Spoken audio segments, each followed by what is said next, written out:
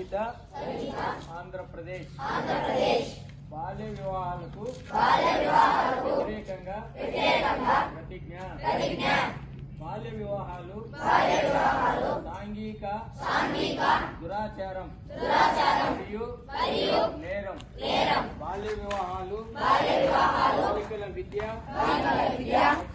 రక్షణ, ఆరోగ్యం మరియు అభివృద్ధికి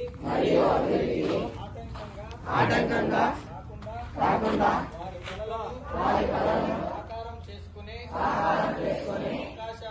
అవకాశాలను దూరం చేస్తుంది.